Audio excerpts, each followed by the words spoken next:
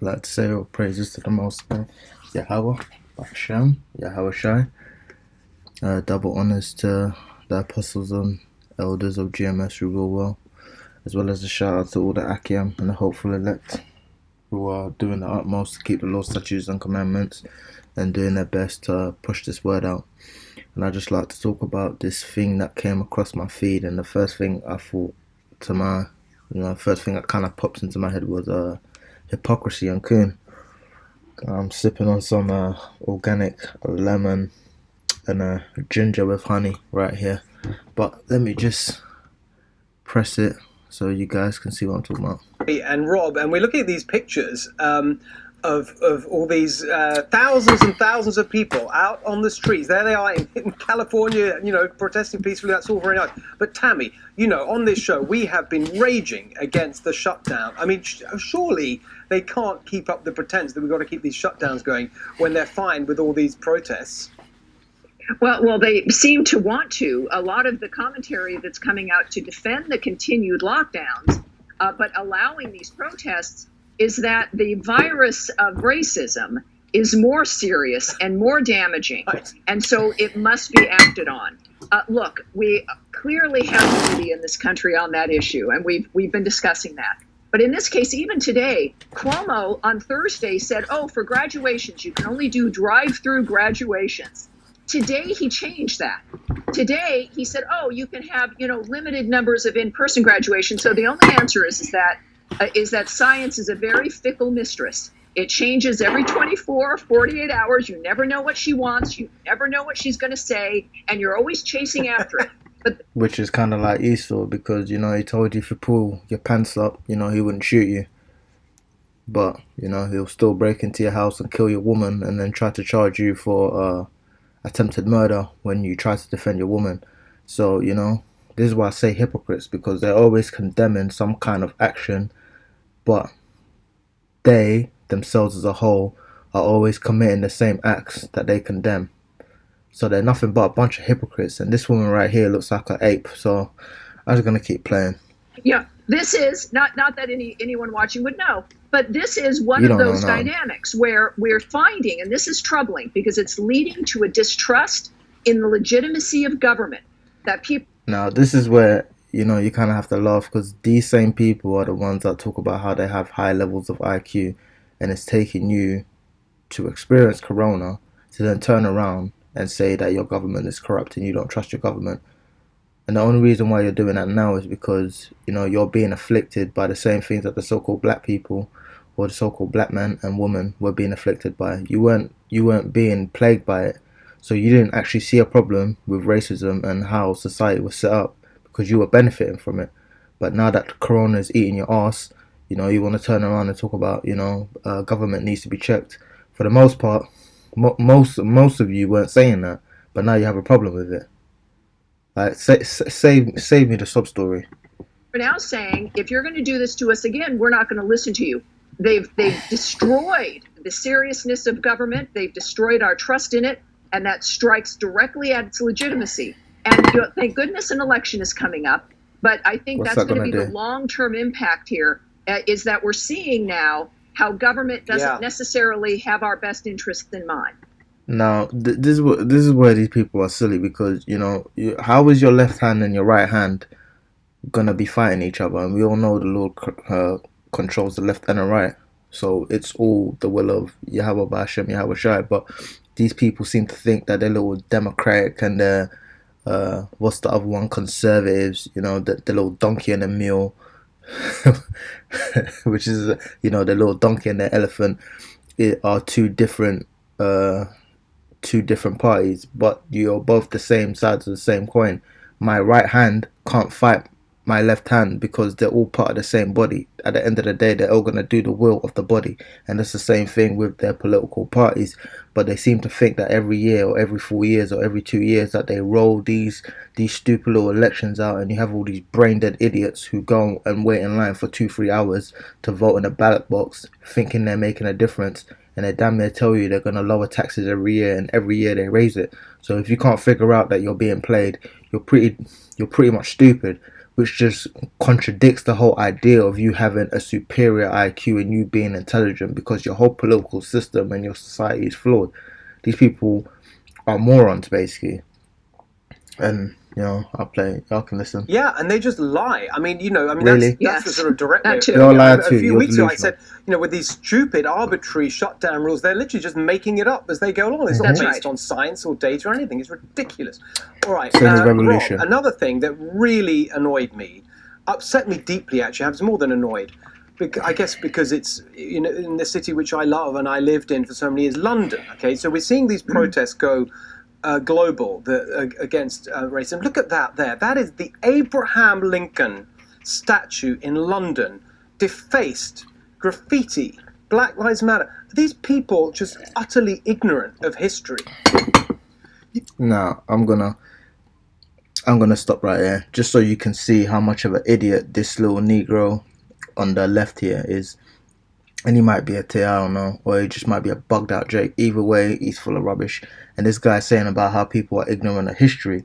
Now let's look at the collected works of Abraham Lincoln. And I looked on the New York Times, and they tried to say that this was a made up event and made up speech of what Abraham Lincoln said when he basically had a debate September 18th, 1858. It was reported in the Press and the Tribune, or in the Chicago Times. Ladies and gentlemen, it will be very difficult for an audience so large as this to hear distinctly what a speaker says, and consequently, it is important that as profound silence be preserved as possible. Basically, be quiet and listen. While I was at the hotel today, an elderly gentleman called upon me to know whether I was really in favor of producing a perfect equality between the Negroes and white people, and they all laughed. Do you know why they're laughing? Because that's a joke to them, because they know that Negroes will never be equal in their society. That's why they're laughing. They're like, this guy's he taking a piss. Negroes are beneath us. While I had not proposed to myself on this occasion to say much on that subject, yet as the question was asked me, I thought I would occupy perhaps 5 minutes in saying something in regard to it. I will say then that I am not, nor ever have been in favor of bringing about in any way the social and political equality of the white and black races. Applause. So all these white people, they're applauding the same white people that are here now, They were like, what, you're not in favor of making us equal? That's great. Applause. That I am not, nor ever have been in favor of making voters or jurors of Negroes. See, he didn't even want you to vote and be on a jury, because to be on a jury, you have to be in a jury of your peers. They don't see you as peers. They don't see you as equal, nor of qualifying them to hold office. Like, come on, nor to intermarry with white people. And I will say in addition to this that there is a physical difference between the white and black races, which I believe will forever forbid the two races living together on terms of social and political equality. And as much as they cannot so live, while they do so remain together, there must be the position of superior and inferior. And I, as much as any other man, am in favor of having the superior position assigned to the white race. I say upon this occasion, I do not perceive that because the white man is to have the superior position, the Negro should be denied everything. I'm going to stop there. You can read it for yourself. And let me just finish. I do not understand that because I do not want a Negro woman for a slave, I must necessarily want her for a wife. I do not understand that because I do not want a Negro woman for a slave, I must necessarily want her for a wife. Cheers and laughter. My understanding is that I can just let her alone. So basically, they don't see you as nothing, man. They don't see you as equal to them. And he straight told you that to his face. And if you look into the history of Abraham Lincoln, he was damn near racist.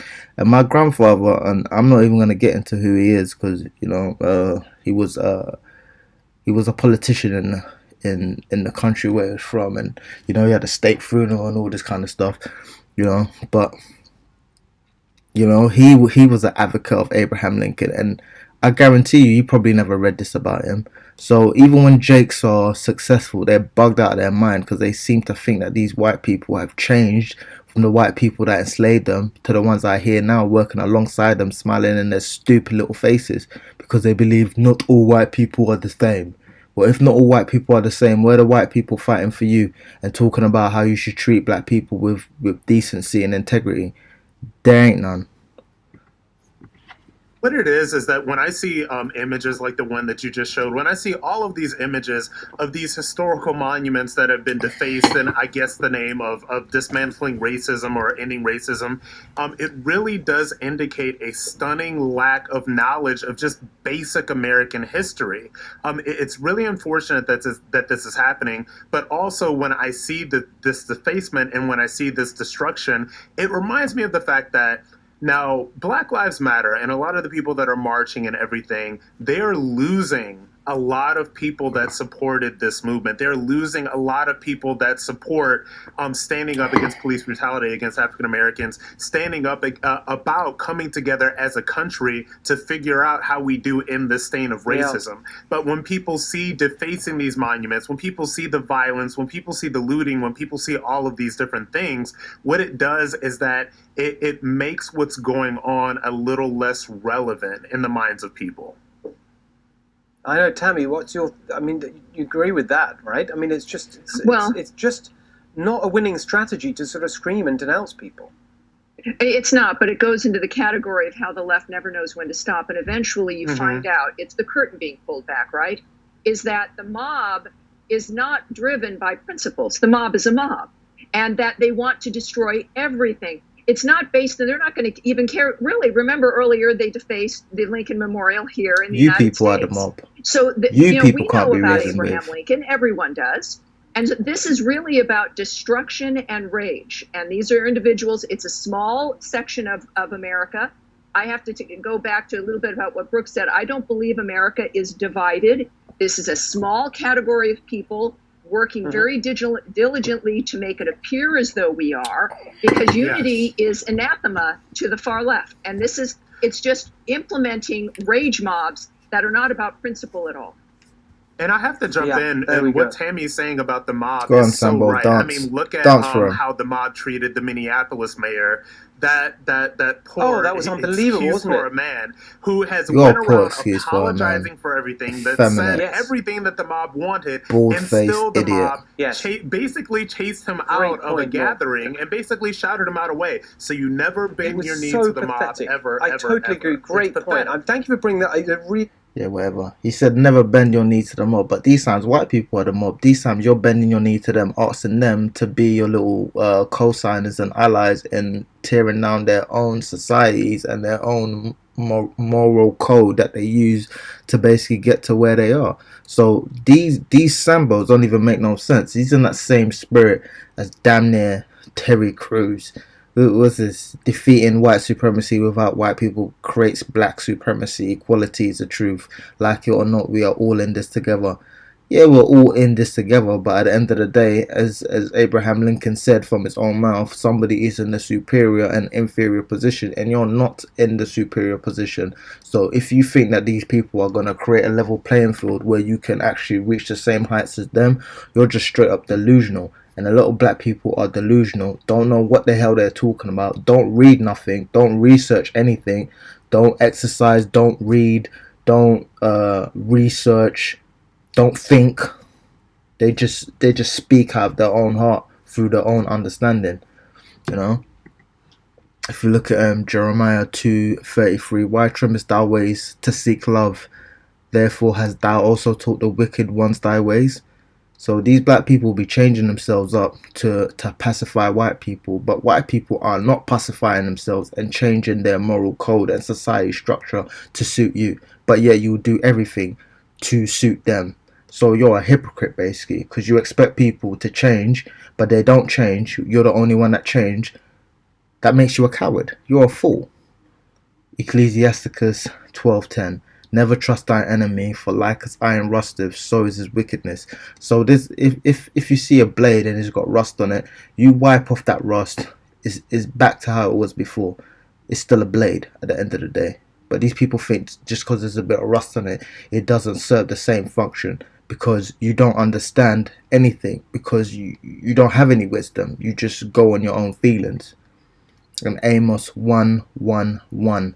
Thus saith the Lord Yahweh, for 3 transgressions of Edom, and for 4 I will not turn away the punishment thereof, because he did pursue his brother with the sword, and did cast off all pity, and his anger did tear perpetually, and he kept his wrath forever. So he ain't ever gonna change, and if you think he is, you're straight delusional. With that, let's say all praises to the Most High Yahweh, Ba'ashem, Yahweh Shai.